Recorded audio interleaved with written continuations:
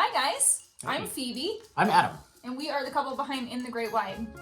And as promised in my other video about my first impressions of Royal Caribbean, this is the follow-up video.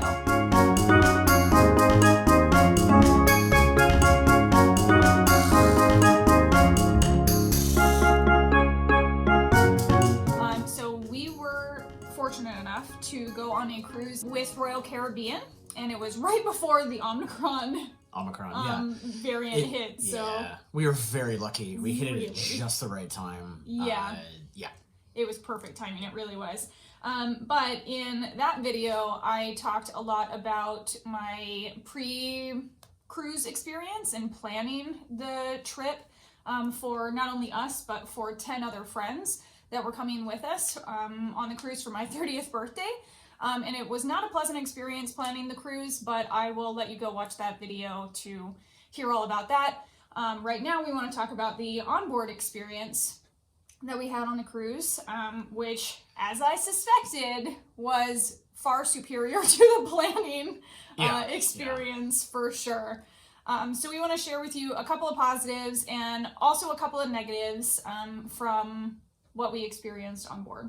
It's really interesting because having not done the planning for this and having gone on the cruise, I thought it was fantastic. But I didn't have all the negatives coming into it and dealing with Royal Caribbean. Now, if the only experience you have is on board, then you will definitely use Royal Caribbean again. Because the employees were very friendly. They were very helpful. Everyone was ready, just literally everywhere, just ready to help you with whatever you needed. Yeah. And after a day or two, all the employees were remembering us by name and by drink too. Like at the bars that we frequented, they would remember our names and they would remember what we like to drink, and they'd make it for us without us even asking. That was really, really great. And because we were sailing at a limited capacity because of COVID, the pools and the hot tubs never really felt crowded, so that was really awesome. And I don't know if they all have this, but there was an adults-only solarium that had 2 hot tubs and a pool in it. Nice big hot tubs too. And not a like a swimming pool, more of like a wading pool. A wading pool. I mean, it was about. There were a couple of people that kind of swam like back and forth once, you know, it was to chill. Yeah. It was to chill. You could have your drink out and hang out. And be adult. Yeah, without the children running around screaming, doing cannonballs and all that kind of stuff. Although there weren't many children on board on our cruise ship, because most of them, I think, were just in school at the time I that think we there were went. Probably less than 24 on board, which is amazing, it was considering amazing. There was probably about 3,000 people on board. Yeah. So, I mean, and it being Royal Caribbean, which is a very family-oriented cruise line, I was really happy that there weren't a million children running around screaming the whole time. And also because it was limited capacity, it was a limited capacity sailing, it was super quick and easy to get drinks at all the bars. And like I said, a lot of the times the bartenders would see us coming and then just like make our drink and give it to us as we sat down. So that was really, really nice, that we didn't have to consistently tell them how we liked our drinks to be made. Yeah, it was good. It was good. So that was nice. Sometimes that could be a detriment. Like during dinner, we would get second drinks without asking, and so if you wanted something different, you kind of felt bad. Yeah, it was like, okay. Yeah, but they were on top really of it, trying. and they were trying real hard. Yeah. And speaking of the dining room, the food was fantastic. To me, it was worth it just to be able to try something new every night and something I'd never had. I tried a few different things that I'd never had before that I was surprised. Like escargot, I have no idea I liked escargot. Escargot was spot on. Yeah. It was good. It was great though, and the nice thing about the main dining is that you can, if you try something and you don't like it, they will take it back and get you something else. Like or you can just order as many things as you want off of the menu. Which is really, really nice. And it changes every night. There's a couple of staple items that they had every night. But otherwise the menu would change every night, which was so nice. So we were able to just eat at the main dining room every night and not spend any extra money on the specialty dining. and we could eat something new and exciting and freaking delicious every night. Yeah, it was really good. I was really impressed with the food. Yeah, and the servers were really fantastic. Really on top of stuff. Yeah. However, there was one of the negative things that happened. We had a friend with us who has a severe tomato allergy. Yeah. And there were a couple incidents where tomato still ended up on her plate. One time it was like a garnish, and it was just somebody not thinking about it, just garnishing all the plates. But they caught it, and they sent it back, and they... That was at breakfast, so, like, it wasn't... breakfast was you could just walk in if you wanted to. But with dinner, they knew you were coming, and they had told them specifically no tomatoes. Yeah, and they have your information on file for your reservation that says your food allergies, your food preferences, those kinds of things. And there was one time when somehow there ended up being a tomato under her prime rib or whatever it was she was eating. And she was eating the prime rib and then realized that she had eaten some tomato and had to rush off to get to take some medicine. And our servers were so apologetic and they were so concerned. And I could tell that they cared. But nonetheless, it was a very big mistake that could be very costly. Very bad for Royal Caribbean. Yeah. So that definitely was a big no that happened. But they took care of us, and they did the proper reprimanding and whatnot. So it was just a little scary. Satisfactory, but yes, and luckily she was fine. So I mean, it wasn't, she was out of it for about a half a day, but otherwise she was fine. But it was just a little scary. Yeah, it shouldn't have happened. Also, the buffet was crowded and so chaotic and just not enjoyable at all. Even with the limited capacity sailing, it was I packed. Cannot imagine what that place is like with 30% with a full capacity. I can't even imagine, because it was just not fun. We didn't go to the buffet, the Windjammer. We didn't go to it during dinner times. So I don't know how busy it was at dinner times, but breakfast and lunch were nightmares. Especially because there would be times when excursions would be ending, and then everybody would be in, and it was just mass chaos. Yeah, it was. Yeah, it just wasn't really enjoyable. The food was good. The food was still good. Yeah, definitely. But just the atmosphere was not fun at all. But they did. I will give them this. They did. They had stations set up with hand washing, so when you walked in, you had to wash your hands, otherwise they didn't let you in.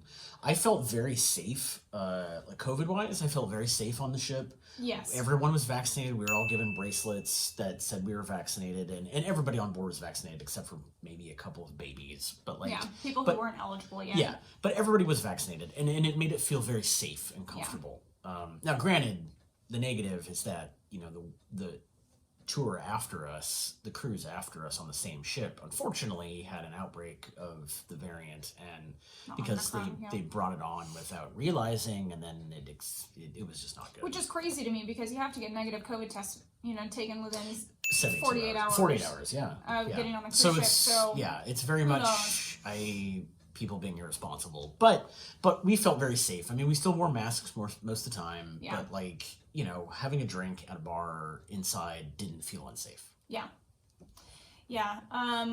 Another negative thing that happened was the confusion that we had with room service. We were told we could have stuff brought up to our room, and so we ordered water bottles, and then they ended up charging us for it anyway.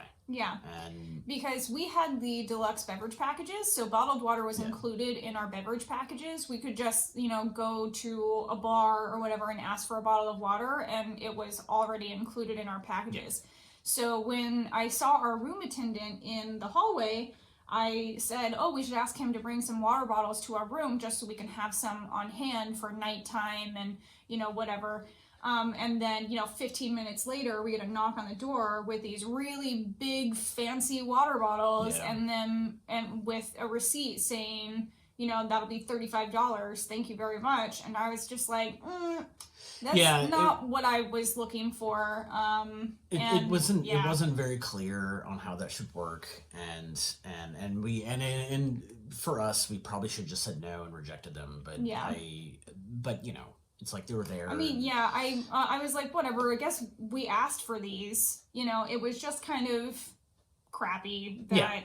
Yeah, it that seemed worked out the way that it did. A lot more Royal Caribbean, just trying to make as much money as possible. Yeah, but it's a business, I get it, but it was just annoying. It's more indicative of how the communication just wasn't really happening. Yeah, unfortunately, but which just comes through from what I said in the other video. Yes. In the planning phase, and also there was an issue with our room keys. So we spent the first night in one room, and then our friends, bless them, they paid to upgrade us to a nicer room, which was really, really nice. So the second day, I was after the first night, we went and moved rooms, and which meant that we had to get new room keys. Yeah. But the first time we went up to the room, neither of the room keys worked. Well, they gave us one room key because we each had a room key. They changed mine over and then kept hers the same from the old room just so we could move all our stuff. Yeah. And I went up and the room key didn't work, so I had to go back. And eventually it worked, but then getting her room key moved over, it didn't work for like a day and a half. And then we finally were able to get the whole thing situated by the evening of the next night.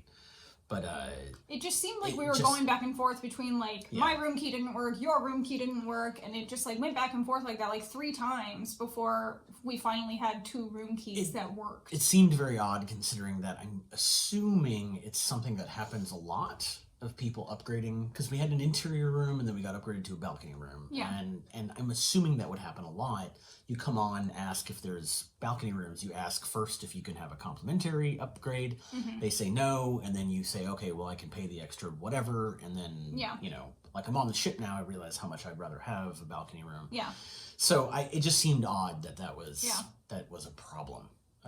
Seems like it shouldn't have been. And just for the record, I do think the interior room would have been fine. Yeah. But the balcony room was very nice. The virtual balcony. Yeah, that's a whole other story. Yeah.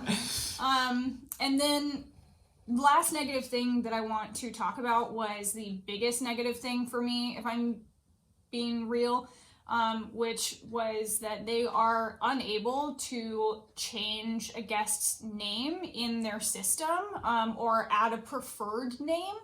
So myself and at least one other person in our group go by other names than our legal first names.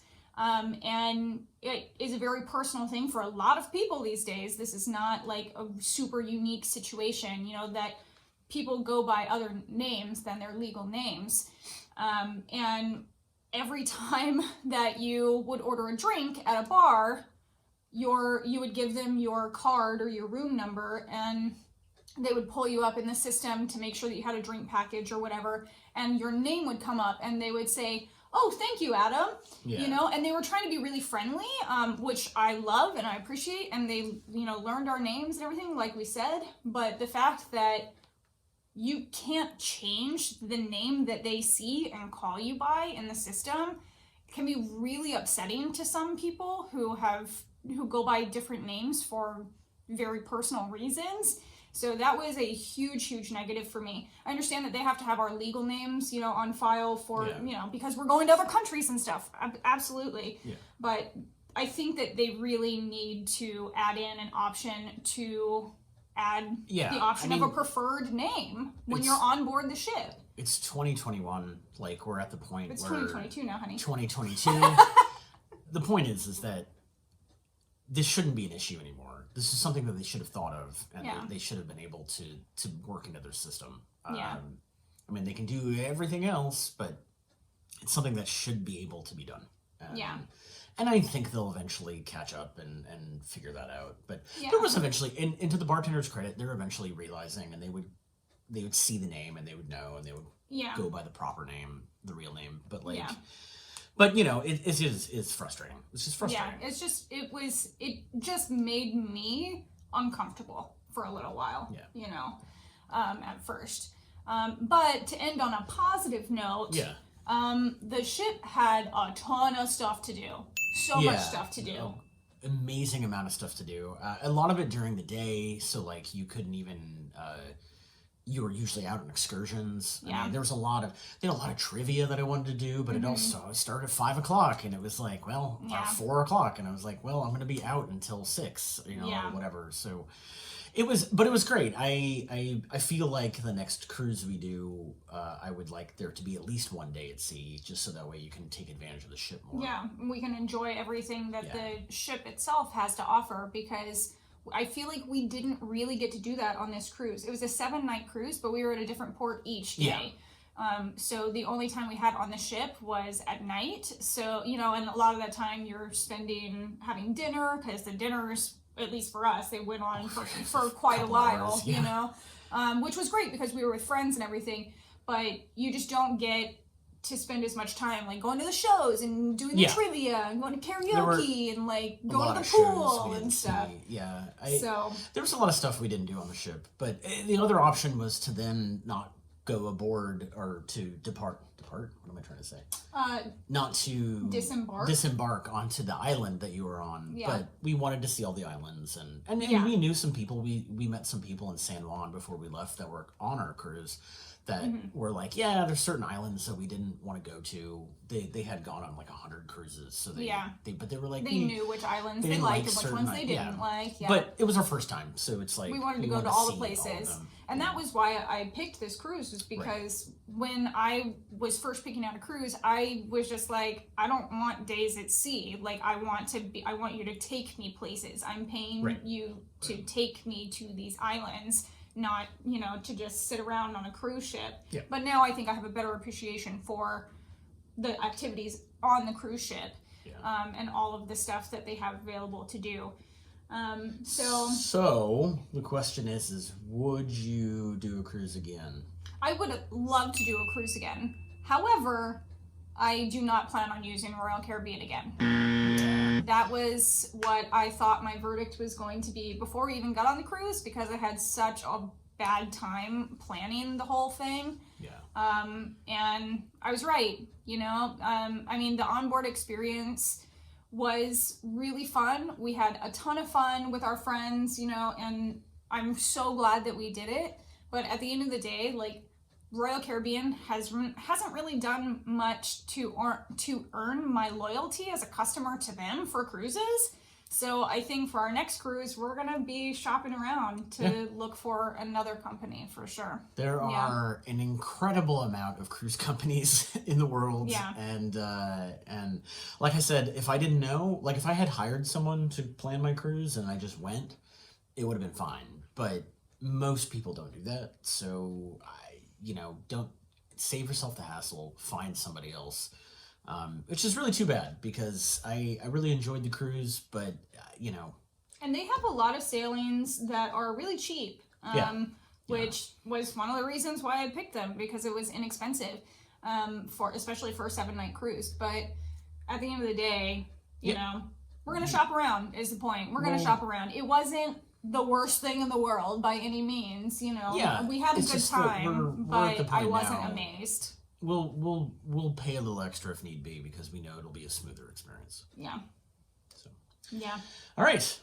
Well, I think that's pretty much it. That is it. But you can keep an eye out for our other videos where we're going to dive in deeper on the ship, on Explorer of the Seas, the ship that we cruised on, and all of the islands that we visited. And all of the things that we did there, because we did a lot of stuff. We did a lot of stuff. It was super fun. We did so much stuff. Keep an eye out. Follow our social media. Follow our Twitter. Twitter? You don't have Twitter. We're not on Twitter, sweetie. Follow our Instagram. That's the best way.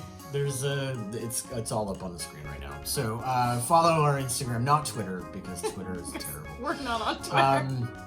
But follow us so that you can see all the in-depth stuff we do. We're gonna do some really deep dives into the various bars and ship stuff in the islands, especially. So yeah. Yeah. Thanks for watching. See you next time.